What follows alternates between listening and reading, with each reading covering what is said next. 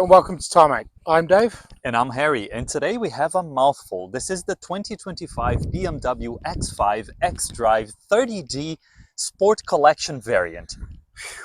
Or in other words, BMW's most popular SAV has been given a facelift, been given more toys, and they've reduced the price too.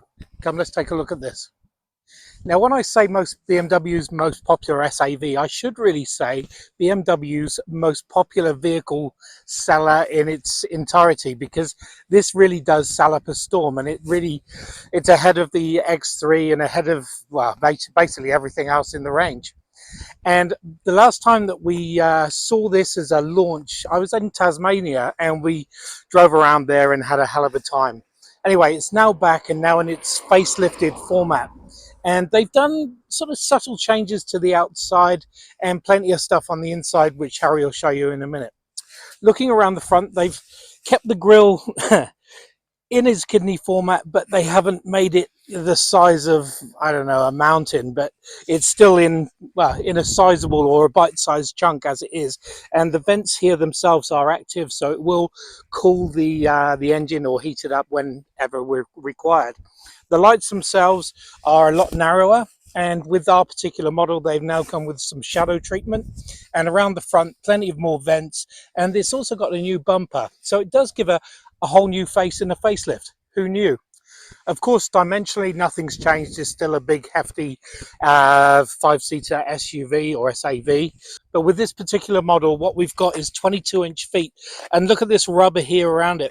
Well, it's Continental rubber that apparently has got this goo inside that will repair up to 80% of punctures without you having to do anything or get your hands dirty, and I like the idea of that. It's also got some red brake calipers.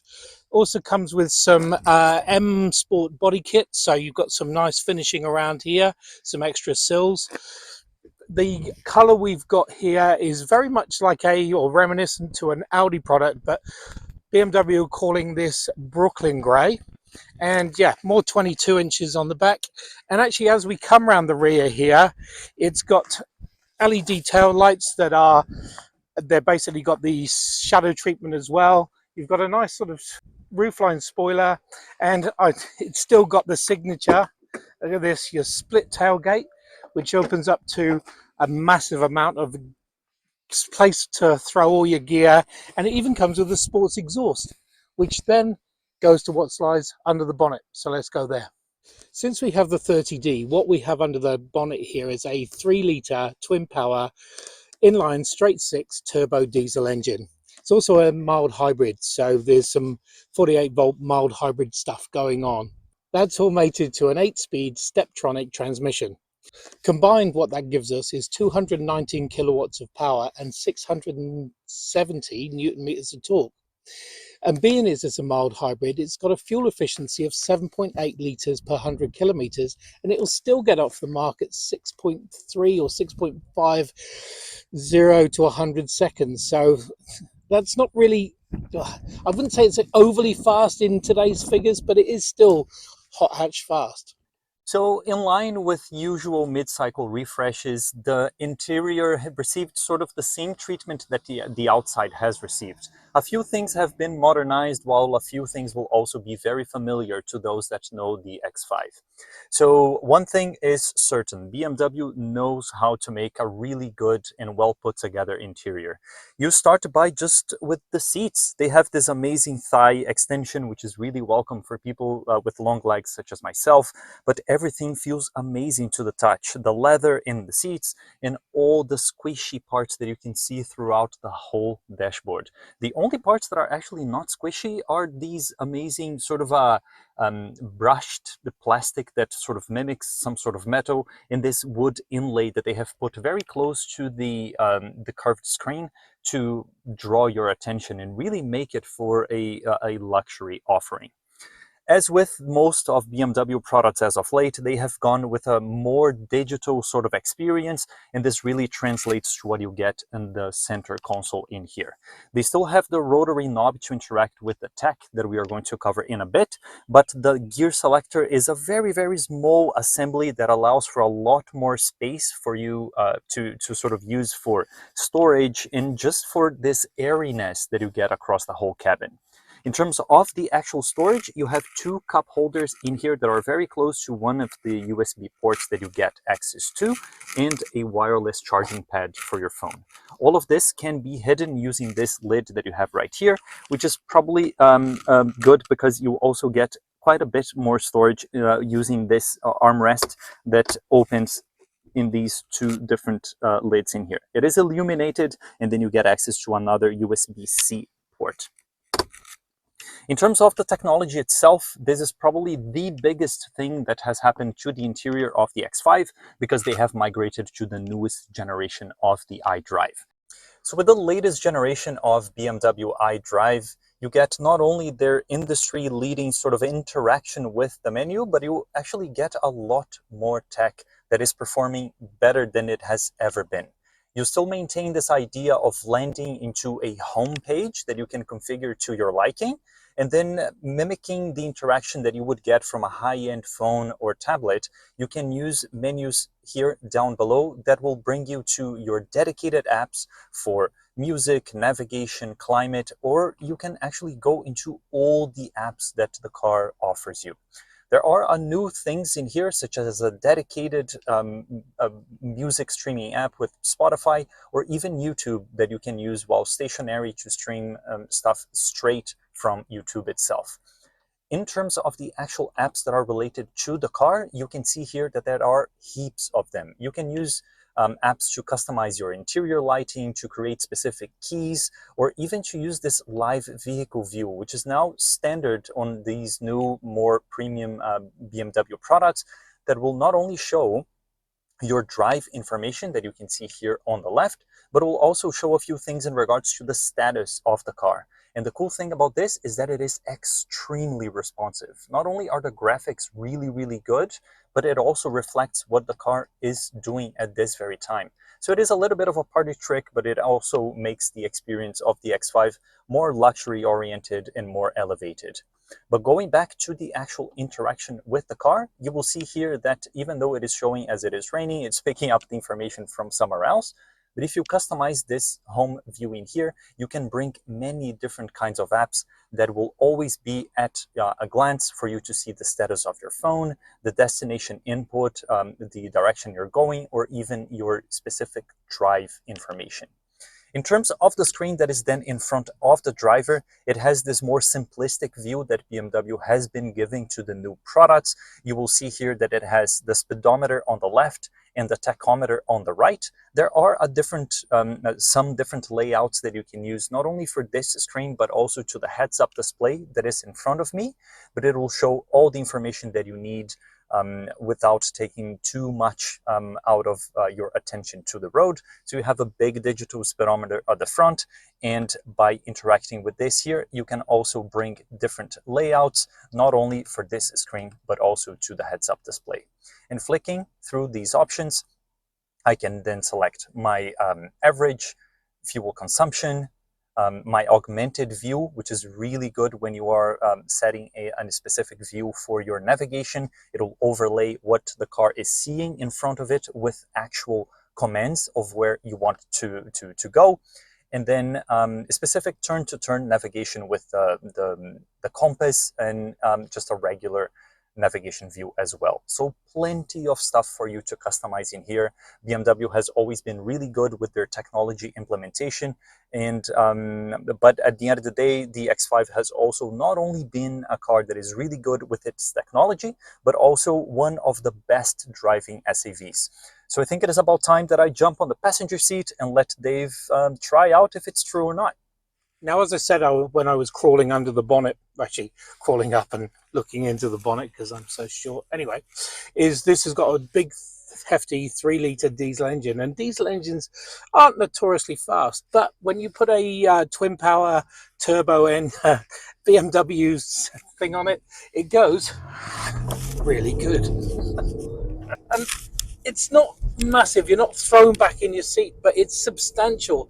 And what it comes is that beautiful inline straight six soundtrack that's just so deep and so such a lovely, satisfying sound that it's hard to beat, actually. It really is. BMW is famous for their inline sixes, and even in diesel form, it just brings this buttery smooth sound into the cabin. A little bit might be fake, a little bit is definitely real, but it is really, really good. But you'd never pick this as being a diesel engine. There's no clatter, maybe outside, but in this cabin is just as smooth. It could be any BMW engine to be straight. 100%. As far as the upgrades for this new X5 or this facelifted X5, they're subtle from the outside. I think they are claiming big bumpers, big grill, new grills, all that sort of stuff. But it is, I don't know, hard to pick in a car park. But when you get inside here, this big screen, this digital improvement and advancement just gives the driving experience so much more. And that is exactly what BMW go for, the driving experience. And there's a ton of information. Yeah, you would probably have to be one of those BMW aficionados to instantly know from the outside that this is the LCI, as they call, facelifted version. But on the inside, they managed to really bring it to the next generation with this latest xDrive, which is probably one of the best implementations they have brought in recent years. It's still amazing to interact with. It brings all the tech that you would need, and even things that make the car easier to live with, such as the cameras and the reversing assistant, the augmented reality for the navigation. Yeah, the list goes on, and it is an improvement. There is a refinement about it, and you'd hope so. You are spending 150 grand on a vehicle, but it feels like 150 grand. It feels like a substantial amount on a vehicle that just is their best seller, which still blows my mind that there's so many people that spend that much money on a vehicle. Which just means that this is a car that BMW cannot afford to get wrong, right? So they focus on the driving dynamics. It is really good with these super comfortable seats. Even on the passenger side, I can bring the bolsters to be a little bit more sort of hugging me as we are taking these vents in here. There are heaps of space for the second row. Each of these seats have the places for you to attach tablets in case you want a little bit more entertainment. There are 4 USB-C ports. You get 3 zone climate control, so comfort is definitely catered for. And for the family, because this is a family vehicle, you're right, tons of interaction, so it keeps the kids quiet and means that you can concentrate on driving. And the other thing, let's not get past the fact of the width of those rear tires. They are monstrous. They're over a foot wide. I mean, that's a lot of contact patch to the ground, and it just, from the rear end, it just looks so substantial. And when you are putting it into corners, it just handles so well for a vehicle that probably shouldn't do this because it's quite heavy. And it does that with this sense of how sure it is of the inputs that you're giving. Of course, it comes as a consequence of those super wide tires, but also xDrive.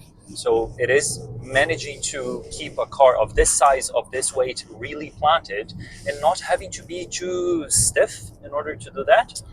Yeah, there is a little bit of road noise we've found, and I guess that is the compromise of having so much rubber that is quite technical. I do like the fact that I don't have to get out to do any puncture repair. Not that I would as a BMW driver anyway. I'm sure there's people that do those sort of things. But it's something kind of satisfying about knowing what's going on under your right foot, and there's plenty going on. Even as we go slightly off-road, as we found. Yes. Actually, it seems to drive nicer off-road. I don't know. There's some giving it. And sports mode is lovely. Comfort, I would have hoped for the massage function because I'm starting to get a bit of a snobby git now. But I guess as you go up to the bigger, more expensive options, you'll get that. But the thrill of this drive is not to go unmentioned, really, because these are 35 km/h corners that we're doing probably twice that at least, which is lovely. And then as soon as you give it a little bit more of the gas, you get that engine tone coming into the cabin. Just invites it, especially when it has the performance to back it up, even as it gets twisty like this. Yeah, it's a hell of a drive.